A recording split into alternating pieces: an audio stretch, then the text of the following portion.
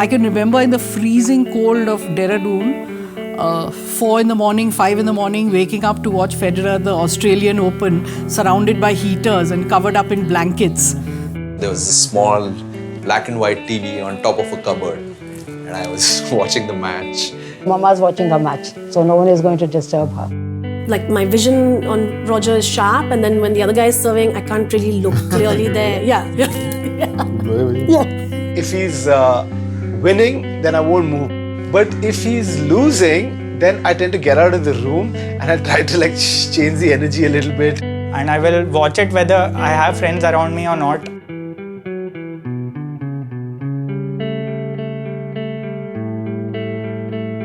And this young boy from Switzerland with a long ponytail sort of comes in and defeats the greatest player at that time. But you knew that you were watching some magic unfolding. What I remember about that match was the match point. Federer just hit the smooth forehand down the line, return winner, and it was like wiping a little speck off a Rolls Royce. No more American tennis. No more Pete Sampras, Andy Roddick, who had just started supporting. I thank my friend profusely for introducing me to Federer. No matter how well the other guy's playing, when he plays Federer, he just falls flat. Here comes a guy who hits single-handed backhand. Beautiful. I used to frequently think that he doesn't kill the other fellow. When he gets a chance to kill the shot, he won't. He'll give the other fellow a chance.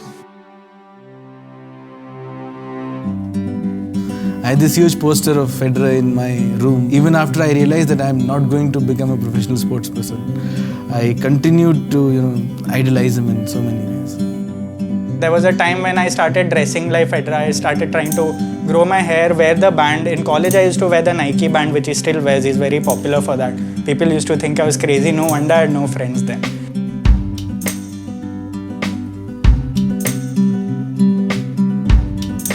The fans' emotions and his emotions matched, exactly. When he win, you cry. When he lose, you cry. It's an emotional journey for all the fans. Tennis, the winner this year.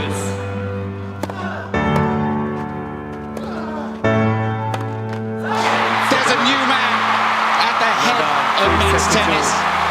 Rafael Nadal. For all Federer fans, the 2008 Wimbledon final was their darkest moment. The greatest tennis match ever played for a lot of people. So you knew it was a classic match that you were watching, but it was horrific. I think it took me at least 2 weeks to to even come out of my house after that. Even now, when they show the replays, we never watch that one. Yeah. Never. So, that match took a lot of getting over. It was difficult to get over that loss. It's nice, see, when you have a tough opponent, then you also feel like playing a strong game. And that's where your best comes out. Hi, Roger. Welcome to India, Roger. We love you so much. We love you so much, Roger. Actually, there was a cylinder blast at my home, and I lost my mother in that. And I was really depressed. Without a mom, you are facing that word alone, with so many things. So it was not an easy life. This Wimbledon match finals in 2003, something clicked, something changed. It was like a turning point of my life.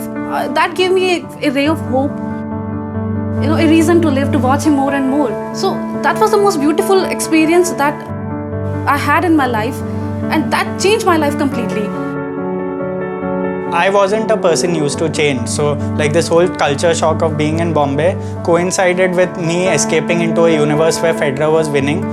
I used to let every tournament affect how my moods for the rest of the week. Say an important job interview. There were times when I just didn't go for the interview because maybe he lost on a Sunday and the interview was on a Monday.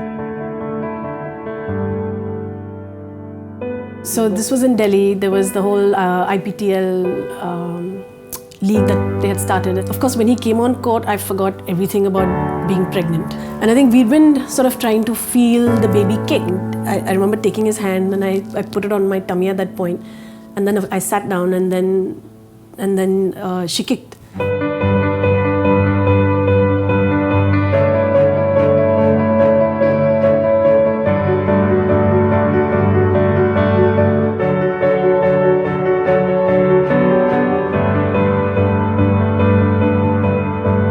and I asked him, did he feel it? And he's like, yeah. So it's, I think the first time he felt it and I also felt it was when we were watching Roger play.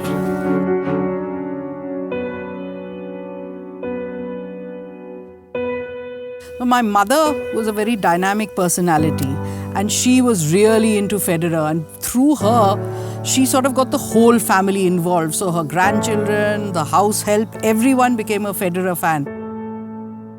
2017, when he came back, that was actually a very poignant time for us. My mother had just passed away. I said to myself, I won't watch the Australian Open because it was just 2 weeks. And then I said, no, I must.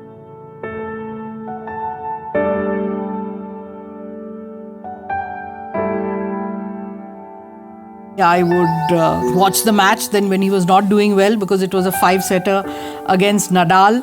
Come out, talk to my mother's photograph, say, do something.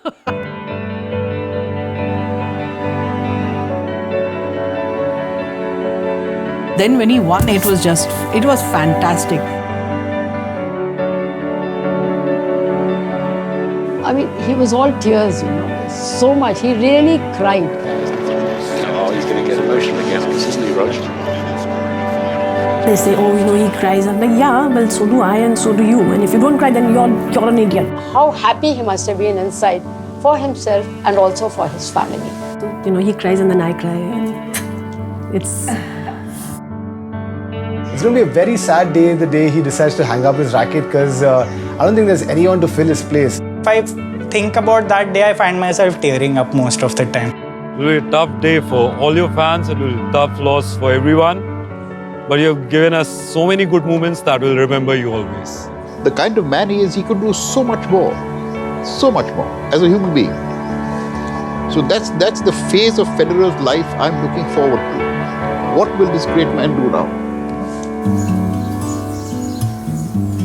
I think when he came to India on a UNICEF visit, and he visited an orphanage and a lot of tsunami affected victims, and he was just 25. So I remember there was this famous picture and famous moment where there was this girl, I think her name was Abhinaya, and she sat with him and she kept her head in his lap. The way he responded to the children, I think there was definitely some heartfelt emotions. Roger, did you know? Life will never be the same, thanks to you. To you, oh Roger. Oh Roger, I like the way you move. Roger, you're one of the big reasons that I've been able to make anything out of my life. Every time I see you, with your racket when you groove. And we are looking forward to many, many great things from you. Oh Roger, We love you. the screen is but too small I'm a better professional because of you today. for all your glory. God bless you. You always stood tall. Best of luck for your rest of your career. You're more than my hero. Oh Roger, did you know? And everything I know, to you I owe.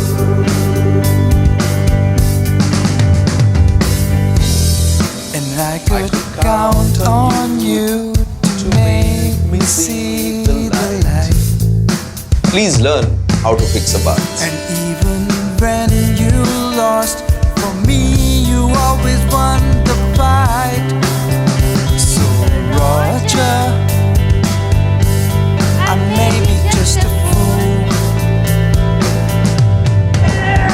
but I thank you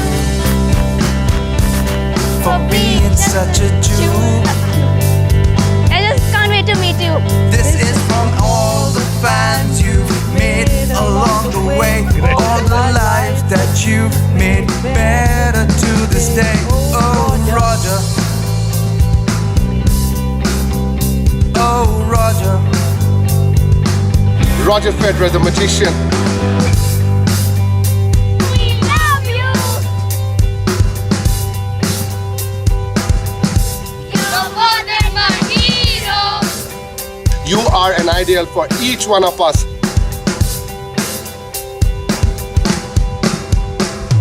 Oh, Roger.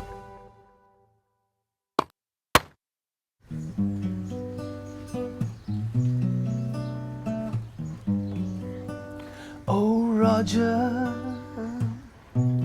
I like the way you move.